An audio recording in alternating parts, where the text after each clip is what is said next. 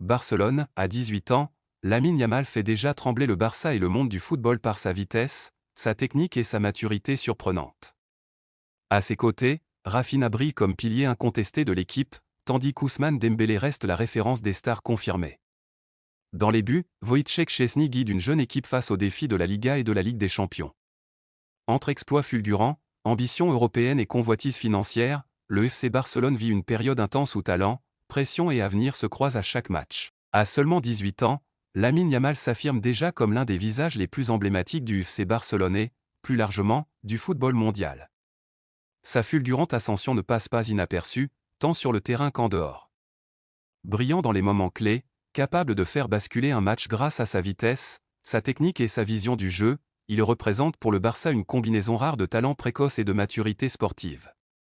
Pourtant, comme souvent avec les prodiges précoces, cette célébrité fulgurante s'accompagne de critiques et d'une attention médiatique constante. L'image de Lamine ne se limite plus à ses performances sur le terrain, ses coupes de cheveux originales, son style affirmé et même certaines célébrations personnelles, comme celle de son anniversaire cet été, ont été scrutées et parfois critiquées. Même son entourage n'échappe pas au regard du public. Son père, Mounir Nasraoui, est régulièrement sous les projecteurs pour ses déclarations, notamment lorsqu'il avait exprimé sa déception face à la deuxième place de Lamine au Ballon d'Or, derrière Ousmane Dembélé. Ces événements auraient pu peser sur un joueur moins résilient, mais Yamal, selon le président Joan Laporta, garde les pieds sur terre. Dans une interview accordée à El Chiringuito, Laporta a défendu le jeune joueur, soulignant sa discipline et sa détermination. Il a 18 ans, il s'entraîne tous les jours. Il est discipliné malgré sa douleur à l'aine et suit scrupuleusement les consignes du club pour progresser. Il faut le soigner, a-t-il expliqué. Le président catalan a également reconnu que, malgré sa jeunesse, Yamal continuera à commettre des erreurs, il fera des erreurs comme tout le monde, et peut-être plus, car il est si jeune. C'est un jeune qui se fait aimer.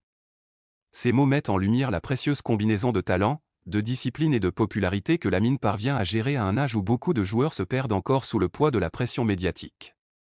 Si Lamine Yamal symbolise le futur immédiat du FC Barcelone, Rafinha représente, lui, la force établie de l'équipe.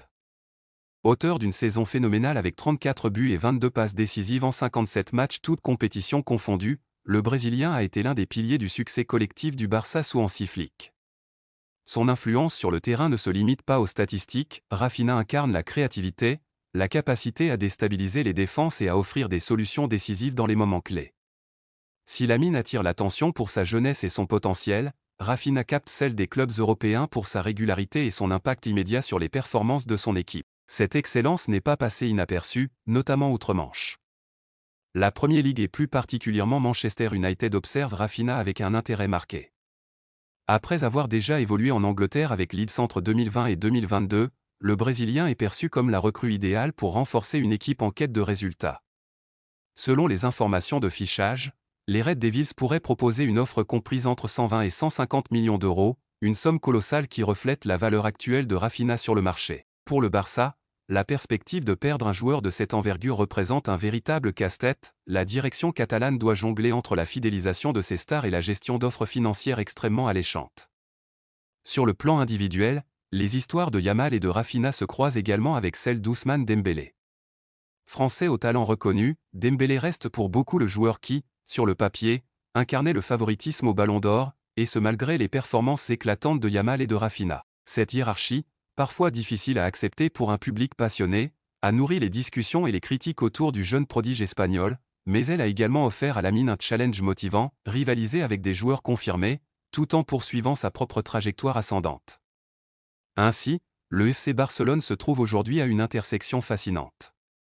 D'un côté, Lamine Yamal, dont le talent, la discipline et la popularité précoce font de lui un symbole d'avenir. De l'autre, Rafinha, dont les performances établies et le potentiel de transfert illustrent les réalités économiques et sportives du football moderne. Et enfin, Ousmane Dembélé, qui continue d'incarner l'excellence confirmée sur laquelle s'appuient les jeunes générations. Entre ces trajectoires individuelles se dessine l'histoire du Barça sous Hansi Flick, une équipe capable de combiner jeunesse prometteuse et talent confirmé, confrontée à des enjeux sportifs, médiatiques et financiers qui dépassent largement le simple cadre du jeu. Le parcours de Lamine Yamal, en particulier, mérite une attention toute particulière. Gérer la célébrité à 18 ans, supporter le poids des comparaisons avec des stars établies comme Dembélé, et rester concentré sur la progression footballistique, tout en étant exposé à l'œil critique du public et des médias, n'est pas donné à tout le monde. Sa discipline, sa capacité à absorber les conseils de l'entraîneur et à maintenir une éthique de travail exemplaire démontrent que le Barça possède en lui non seulement un joueur d'exception, mais aussi un modèle pour les générations futures. Parallèlement, la situation de Raphinha illustre les tensions entre exigences sportives et intérêts économiques.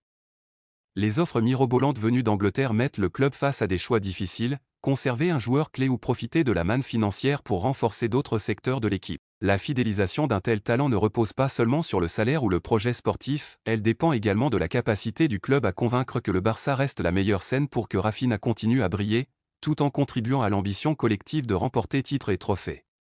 En somme, le FC Barcelone vit une période où jeunesse et expérience, talent et responsabilité, passion et gestion économique se croisent de manière spectaculaire. Lamine Yamal, Raphinha et Ousmane Dembélé ne sont pas seulement des joueurs, ils sont les symboles d'une époque où la valeur d'un footballeur se mesure autant sur le terrain que dans l'arène médiatique et financière. Entre éclats de génie, défis personnels et ambitions collectives, le Barça trace sa route avec des noms qui, déjà, résonnent dans le cœur de millions de supporters et continueront de le faire pendant de longues années. Le FC Barcelone traverse une période complexe, et les récentes confrontations avec le Paris Saint-Germain et le FC Séville en témoignent parfaitement. Le 1er octobre dernier, les Catalans affrontaient le PSG en Ligue des Champions, un rendez-vous qui devait permettre à l'équipe de confirmer sa compétitivité sur la scène européenne. Cependant, dès les premières minutes, il est apparu que la tâche serait ardue. Le PSG, avec une organisation tactique parfaitement rodée, une fraîcheur physique évidente et une précision dans le jeu qui force l'admiration, s'est imposé 2-1 face à un Barça jeune et ambitieux mais parfois trop tendre dans l'intensité. Au cœur de cette confrontation, Wojciech Szczęsny, gardien du Barça, a vécu un match aux multiples émotions. Chaque arrêt, chaque intervention, chaque décision sur le terrain reflétait non seulement sa vigilance mais aussi sa compréhension des enjeux. Malgré les efforts déployés, il a dû constater la supériorité de l'adversaire. Dans un entretien accordé au Mundo Deportivo, Szczęsny a reconnu avec franchise la domination parisienne, le PSG était meilleur que nous, plus précis, plus frais et très bon tactiquement. On n'aime pas ça, ça fait mal, mais il faut accepter le résultat contre le PSG. Ces mots sont révélateurs d'un joueur lucide, capable d'analyser un revers non pas comme un échec personnel mais comme une réalité à intégrer et à utiliser pour progresser. Cette défaite face au PSG a eu des répercussions immédiates sur la confiance du groupe. Le week-end suivant, le FC Barcelone se déplaçait à Séville, sur un terrain traditionnellement difficile, et devait montrer qu'il pouvait réagir. Malheureusement, la prestation fut décevante. Une première mi-temps catastrophique, marquée par des erreurs collectives et individuelles, a conduit à une défaite 4-1. Szczęsny, dans ses déclarations, n'a pas cherché à masquer la gravité du match. À Séville, on n'a pas donné 100%, la première mi-temps a été terrible, un match terrible, ça peut arriver. Sa lucidité souligne l'importance de la concentration et de l'engagement total, surtout dans un contexte où chaque erreur peut se payer très cher. Au-delà des scores, ces deux rencontres mettent en évidence plusieurs points essentiels sur la situation du FC Barcelone. D'abord, la jeunesse et le renouvellement de l'effectif apportent un dynamisme indéniable, mais aussi des moments d'inexpérience et de fragilité. Szczęsny, en tant que gardien et figure d'expérience, apparaît comme un repère indispensable dans ce contexte. Il incarne le rôle de leader, capable de rester calme, d'analyser les situations et de guider ses coéquipiers, même dans l'adversité.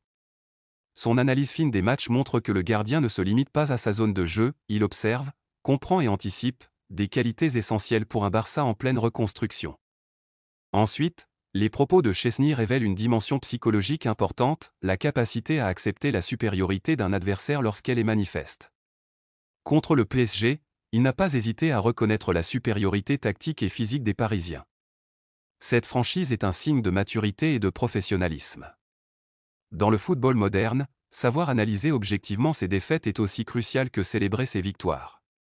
Pour un club comme Barcelone, qui cherche à combiner jeunesse et ambition européenne, cette capacité d'auto-analyse est indispensable pour progresser. Par ailleurs, ces deux défaites consécutives soulignent l'importance de la constance et de l'exigence.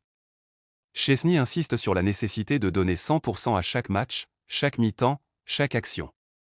Une leçon simple mais souvent difficile à appliquer, surtout pour un effectif en mutation.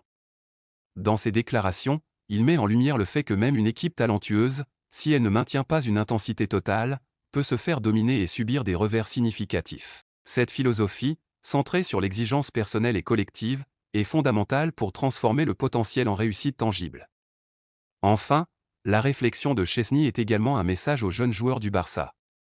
La confrontation avec des équipes comme le PSG, la dureté des matchs de Liga et la pression médiatique sont autant d'écoles qui forgent le caractère et la maturité d'un joueur. En reconnaissant les forces de l'adversaire, en analysant objectivement les erreurs et en appelant à l'engagement total, Chesney montre la voie, la résilience, la discipline et l'humilité sont les piliers de la progression, même pour les plus talentueux.